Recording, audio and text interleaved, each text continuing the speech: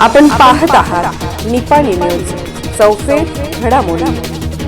12वी परीक्षेसाठी जात असताना हृदयविकाराच्या झटक्याने विद्यार्थ्याचा मृत्यू।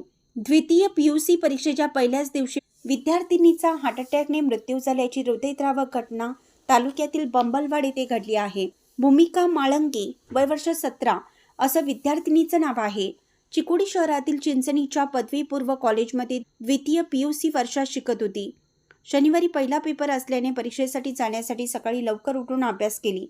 त्यानंतर स्नान करून परीक्षा केंद्राकडे जाण्यासाठी सज्ज असतानाच अचानक तिला हार्ट अटॅक आला। कुटुंबातील सदस्यांनी दवाखान्यात घेऊन जाण्याचा प्रयत्न केला, पण वाटेतच तिचा मृत्यू झाला।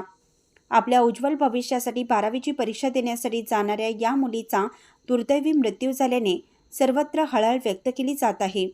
या घटनेविषयी चिकोडीचे खासदार प्रियांका जारकीहोली, पालकमंत्री सतीश जारकीहोली यांच्यासह इतरांनी शोक व्यक्त केला आहे।